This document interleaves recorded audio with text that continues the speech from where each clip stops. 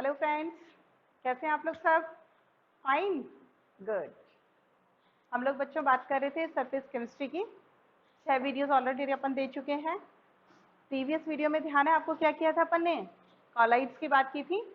Colloids क्या होते हैं, उसका क्लासिफिकेशन, ये सब अपन कर चुके थे। आज बच्चों हम बात करेंगे माइसेल्स के बारे में।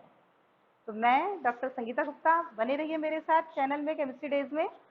चलिए बच्चों हम स्टार्ट कर देते हैं। माइसेल्स, नेक्स्ट हेडिंग डाल लीजिए आप, माइसेल्स।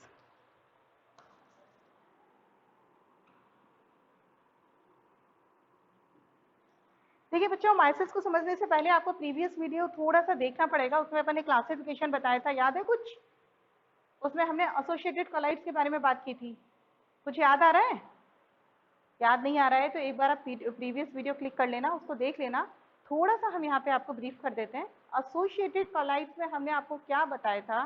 कुछ सब्सटेंस ऐसे होते हैं जो कि लो कॉन्सेंट्रेशन पर स्ट्रॉन्ग इलेक्ट्रोलाइट की तरह बिहेव करते हैं, लेकिन हायर कॉन्सेंट्रेशन पर दे बिहेव्स लाइक ए कॉलाइड्स।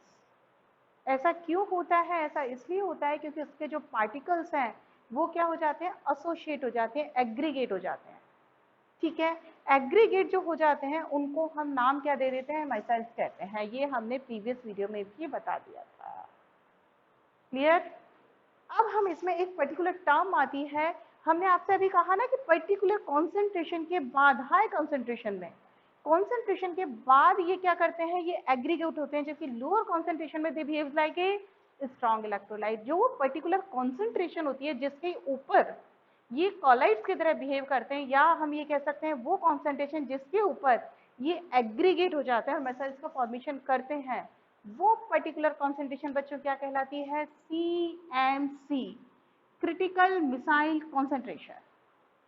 ये कई बार शॉर्ट नोट में आ जाता है कि CMC क्या होती है, तो आपको पता होना चाहिए। क्रिटिकल मिसाइल कॉन्सेंट्रेशन होती है जिसके नीचे किस तरह बिहेव करते हैं? ये स्ट्रॉन्ग इलेक्ट्रोलाइट की तरह बिहेव करते हैं, लेकिन इस कॉन्सेंट्रेशन के ऊपर दे बिहेव्स लाइक ए कॉलाइड्स। क्यों करते हैं? क्योंकि पार्टिकल्स एक दूसरे से एग्रीगेट हो जाते हैं, एसोसिएटेड हो जाते हैं और माइसेल्स का फॉर्मेशन कर देते हैं। एक पर्टिकुलर टेम्परेचर होता है जिसके ऊपर ये माइसेल्स का फॉर्मेशन होता है। वो जो पर्टिकुलर टेम्परेचर है बच्चों, उसको हम कहते हैं क्राफ्ट टेम्परेचर। ये भी याद रखने वाली बात है बेटा।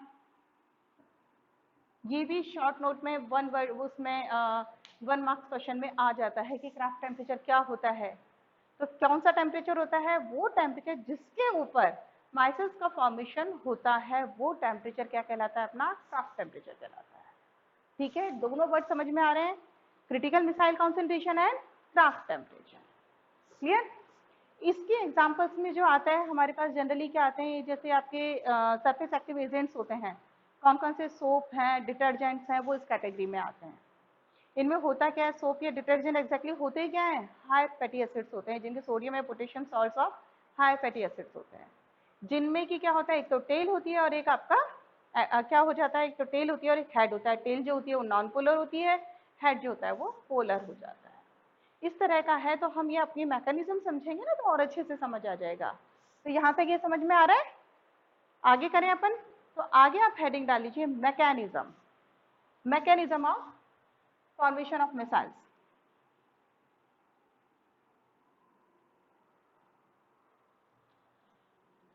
हम लिखेंगे अब मैकेनिज्म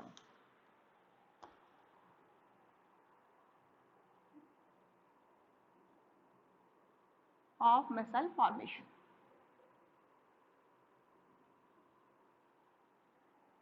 मिसाइल्स का फॉर्मेशन कैसे होता है? देखिए, हमने आपसे अभी कहा ना कि सरफेस एक्टिव एजेंट जैसे सोप, डिटर्जेंट्स वगैरह जो होते हैं वो इस कैटेगरी में आते हैं। और ये सारे सोप डिटर्जेंट होते क्या हैं? हायर फैटी एसिड्स होते हैं, सोडियम और potassium salts of high fatty acids. तो क्या हो जाएगा अगर इसका मैं फॉर्मूला लिखूं तो? RCON या RCOK, ये हो सकता है।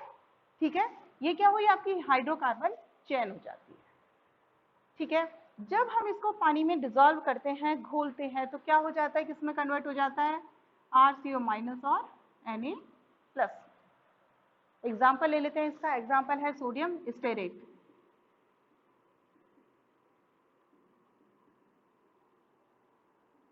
फॉर्मूला क्या होता है? क्या होता है? C17H35CONA हायर फैटी एसिड हो गया, इसका सोडियम सॉल्ट है ये हायर फैटी एसिड का। ठीक है, ये क्या है आपका सोप का एग्जाम्पल है। अब देखिए एग्जैक्टली होता क्या है, जब इसको हम पानी में घोलते हैं तो इसका क्या होता है, सोडियम प्लस इसमें इस तरह से कन्वर्ट हो जाएगा। और हमने आपसे कहा कि इसमें दो पार्ट होते हैं, कौन कौन से? एक तो टेल पार्ट होता है और एक इसका हेड पार्ट होता है। ये जो हाइड्रोकार्बन है ये तो इसका क्या बनाता है, टेल पार्ट बनाता है, और ये क्या बनाता है, इसका हेड। कैसे होता है देखो आप,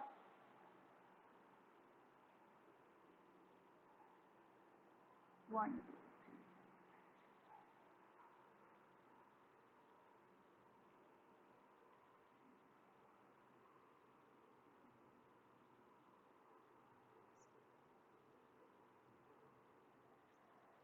ठीक है, क्या हुआ, ये C17H35 हो गया, ये क्या है आपका टेल पार्ट।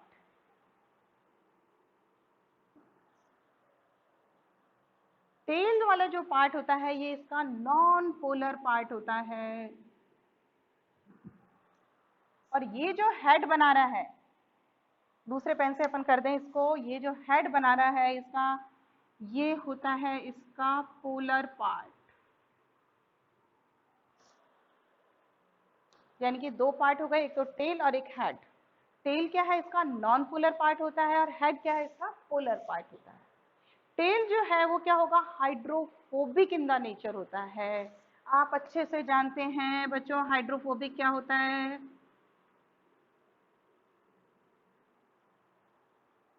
बोलो।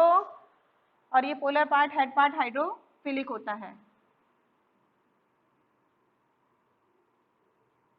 बताओ जल्दी। हाइड्रोफोबिक और हाइड्रोफिलिक पार्ट क्या होता है, अच्छे से जानते हैं अपन। हाइड्रोफोबिक का मतलब हमने पिछले वीडियो में भी आपको बताया था, हाइड्रोफोबिक का मतलब फोबिया, यानी कि वाटर से रिपेल, यानी कि वाटर से आपका दूर भागना। और ये हाइड्रोफिलिक का मतलब attract to the water, solvent से, सॉल्वेंट लविंग, और ये सॉल्वेंट रिपेलिंग। तो अगर हम पानी के साथ इसको डिसॉल्व करेंगे तो ये वाला जो टेल वाला पार्ट है ये वाटर से दूर भागेगा, और ये वाला पार्ट वाटर के अट्रैक्ट करेगा। क्लियर है? ये दो पार्ट हो गए, tail part and head part. Tail part क्या हुआ आपका, hydrophobic part, non polar part हो गया। ये पार्ट क्या हुआ आपका, हेड वाला पार्ट क्या हुआ आपका, हाइड्रोफिलिक पार्ट हो गया, पोलर पार्ट हो गया। क्लियर? ठीक है, अब हम देखते हैं कैसे बनते हैं। अब हमने क्या किया, सोप को क्या किया, पानी में डिसॉल्व कर दिया। जब लो कॉन्सेंट्रेशन थी तो हमने क्या कहा, ये लो कॉन्सेंट्रेशन में कैसे बिहेव करते हैं, स्ट्रॉन्ग इलेक्ट्रोलाइट की तरह बिहेव करते हैं। माइसेस का फॉर्मेशन तो हुआ नहीं है अभी, कॉन्सेंट्रेशन क्या है अभी, लो है। तो हम जैसे यहाँ आपको बताते हैं बना के, इसको तो रब कर देते हैं अपन। देखो जैसे कि मान लीजिए कॉन्सेंट्रेशन अभी आपकी इसमें लो है, पानी है, ठीक है। अब दूसरा पेन ले लेते हैं अपन। इसमें हमने क्या किया, ये सोप डाल दिया, कॉन्सेंट्रेशन अभी लो है। जब कॉन्सेंट्रेशन लो है तो माइसेल्स का फॉर्मेशन हुआ ही नहीं है, माइसेल्स का तो अभी। तो ये क्या है, इसका एक तो टेल पार्ट है और एक आपका हेड पार्ट है। तो हमने क्या किया, इसको हम ऐसे भी शो कर सकते हैं, इस तरह से भी, ऐसे, और ये इसकी जगह हम ऐसे यूं बना के ये इसका हेड बना सकते हैं। ठीक है, तो ये वाला पार्ट क्या है, हाइड्रोफोबिक। हाइड्रोफोबिक का मतलब ये पानी से दूर भागेगा। तो कैसे बनेगा बच्चों, पानी से दूर भागेगा तो अपन दूर भगाएं इसको ऐसे, और ये पोलर एंड ऐसे, इस तरह से होगा। यानी कि इसका जो पोलर एंड है वो तो पानी के अंदर रहेगा, नॉन पोलर टेल जो है वो ऊपर की तरफ, सरफेस की तरफ रहेगा, क्योंकि वो हाइड्रोफोबिक पार्ट है। कब होगा ये, लो कॉन्सेंट्रेशन पे। अब हमने कहा अगर इसकी कॉन्सेंट्रेशन बढ़ाते हैं, और कॉन्सेंट्रेशन का कितनी आ जाती है, अगर CMC क्रिटिकल मिसाइल कॉन्सेंट्रेशन से ज्यादा हो जाती है तो क्या होता है, तो ये होता है कि ये जो है आपके इस तरह से बल की तरफ पुश होते हैं। बल की तरफ पुश होने के बाद ये एग्रीगेट हो जाते हैं, जुड़ जाते हैं। जुड़ने में क्या होता है, इनकी जो टेल है वो तो सेंटर की तरफ पॉइंट आउट होती है, और आपका जो हेड पार्ट है वो आउटर की तरफ रहेगा, सरफेस की तरफ रहेगा, और इस तरह से करीब करीब 100 मॉलिक्यूल्स आपस में जुड़ जाते हैं, 100 या 100 से भी ज्यादा, और एक स्पाइरिकल स्ट्रक्चर बना लेते हैं जिसको हम माइसेल्स कहते हैं। बना के बताएं कैसे हो जाता है। देखिए इस तरह से कुछ बन जाता है आपका, ये तो टेल पार्ट है और ये हेड पार्ट हो गया।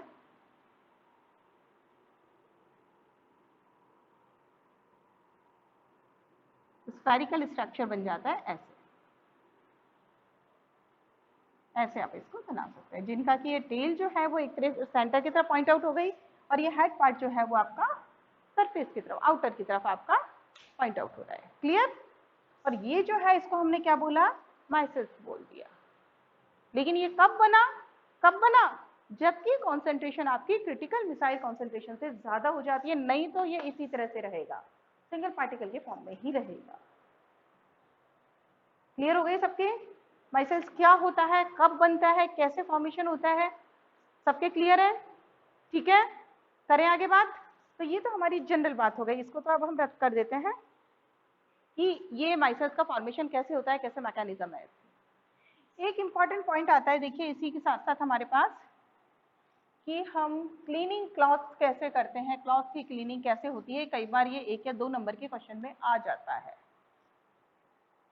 तो आप नेक्स्ट हेडिंग डाल लीजिए, क्लीनिंग एक्शन, क्लीनिंग एक्शन।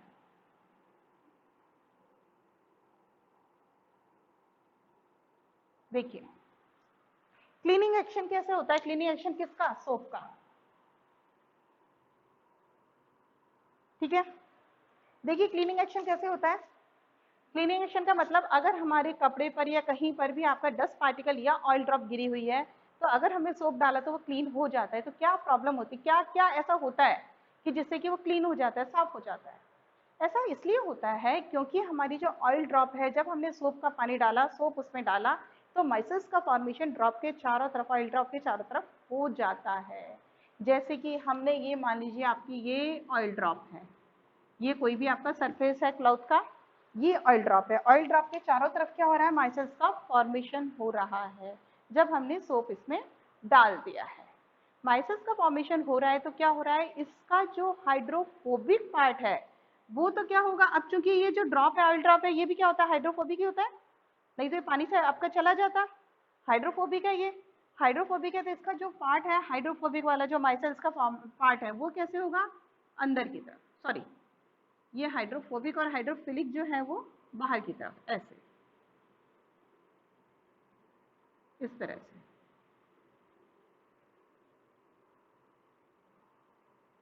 इस तरह से आ जाएगा। ठीक है, अब हमने कहा, अब इसके ऊपर हमने क्या किया, पानी डाला। जब पानी डाला तो ये कौन सा पार्ट है, इसका पोलर एंड है। पोलर एंड का क्या होता है, हाइड्रोफिलिक एंड होता है। हाइड्रोफिलिक है तो जैसे हमने पानी डाला तो ये क्या है, वाटर लविंग है, सॉल्वेंट लविंग है, लविंग है तो ये पानी के साथ जाने की कोशिश करेगा और ये अपने साथ ऑयल ड्रॉप को भी लेके बाहर निकल जाएगा। तो इस तरह से आपका जो आपका क्लॉथ है उसमें से ऑयल ड्रॉप बाहर निकल जाएगी। तो ये हुआ क्यों, हुआ कैसे, माइसेल्स के फॉर्मेशन के कारण हुआ। अगर माइसेल्स का फॉर्मेशन नहीं होता तो ये आपकी क्लीनिंग नहीं होती। ठीक है, क्लियर है ये कि आपकी वॉशिंग कैसे होती है क्लॉथ की। ये कई बार आ जाता है, 1 या 2 नंबर के क्वेश्चन में आ जाता है कि कैसे क्लीनिंग होती है, तो आप उसको एक्सप्लेन कीजिए। तो आप ये डायग्राम बना के उसको एक्सप्लेन कर सकते हैं। क्लियर, माइसेल्स समझ में आ गए सबको बच्चों? बहुत ही सिंपल है, लेकिन इसमें से कई सारे क्वेश्चंस बनते हैं बच्चों। अभी हमने आपको बता दिए कि कितने क्वेश्चंस बन सकते हैं, माइसेल्स क्या होते हैं, दूसरा बताते थे क्राफ्ट टेम्परेचर क्या होता है, आपका सीएमसी क्या होता है, वॉशिंग ऑफ द क्लॉथ कैसे होती है, ये सब अपन, या उसका मैकेनिज्म क्या है, ये सब अपन इसको कर सकते हैं। छोटे छोटे क्वेश्चन बनते हैं इतने से पार्ट में।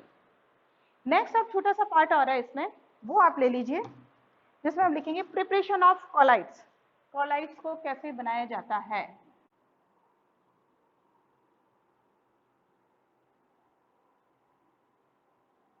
ठीक है, सिंपल से हैं, इसके 3 मेथड्स हैं आपके कॉलाइड्स बनाने के। सबसे फर्स्ट लिख लीजिए केमिकल मेथड। केमिकल मेथड में क्या होता है, कोई भी केमिकल रिएक्शन होती है जिसके कारण कि आपका कॉलाइड सोल बन रहे हैं। केमिकल रिएक्शन क्या हो सकती है, कुछ भी हो सकती है आपकी, जैसे कि आपकी oxidation, reduction, double decomposition, hydrolysis, ये सारी रिएक्शन हो सकती हैं जिसके कारण कि आपका कॉलाइड सोल बन रहा है। एक एग्जांपल लिख लीजिए इसका, ये एग्जांपल ले लीजिए, कौन सा प्रोसेस है ये, हाइड्रोलाइसिस, जिससे कि आपका ये सोल का फॉर्मेशन हो रहा है। ठीक है, नंबर 2 ले लीजिए।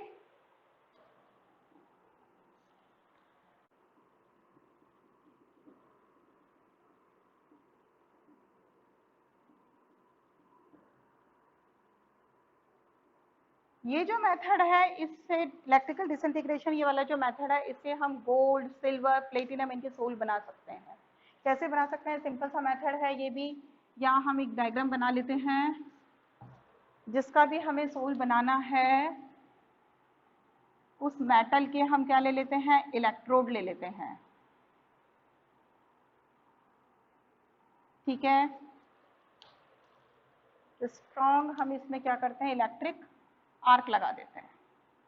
और ये जो मेटल के इलेक्ट्रोड है, हम इसको डिप कर देते हैं किसमें, इसका जो भी सूटेबल डिस्पर्सन मीडियम होता है, कोई भी डिस्पर्शन मीडियम जिसमें कि इसमें ये जो मेटल है डिसॉल्व हो जाता है,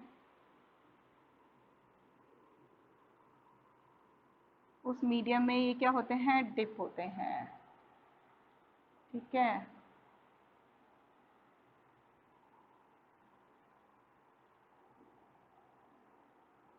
ये क्या है, आइस बाथ। क्या होगा, हाई इलेक्ट्रिक डिस्चार्ज लगा रखा है हमने, ये जो मेटल है, ये क्या आपकी मेटल की जो इलेक्ट्रॉन है, ये क्या होगी, इसमें से मेटल वेपराइज होगा। वेपराइज होगा तो क्या होगा, यहाँ कंडेंसेशन होगा। कंडेंसेशन होने के बाद ये जो पार्टिकल्स है कहाँ आएंगे, आपके डिस्पर्शन मीडियम में डिसॉल्व हो जाते हैं, तो आपका कॉलाइडल सोल बन जाता है। सिंपल सा मेथड। ठीक है, थर्ड मेथड आता है पेप्टाइजेशन।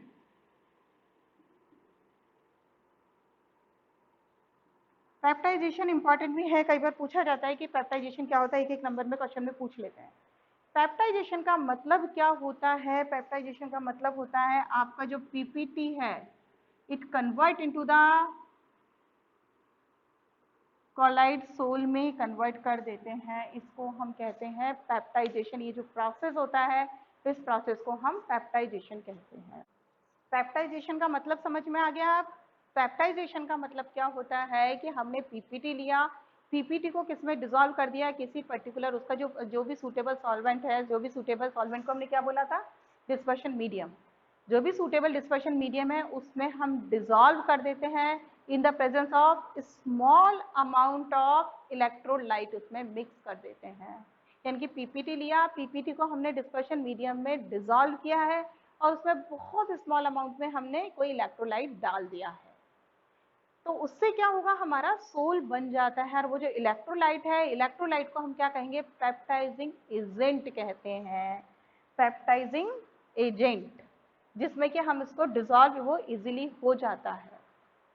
ठीक है, कई बार पूछ लिया जाता है पेप्टाइजिंग एजेंट क्या होते हैं, पेप्टाइजेशन प्रोसेस क्या होता है। पेप्टाइजेशन प्रोसेस में हमने क्या किया है, पीपीटी को सूटेबल सॉल्वेंट यानी कि डिस्पर्शन मीडियम में हमने डिसॉल्व किया है in the presence of peptizing agent. Clear. ठीक है, ये जो प्रोसेस है, this process is known as the peptization, जिससे कि हमारे पास सोल बन जाता है, कोलॉइडल सोल बन जाता है।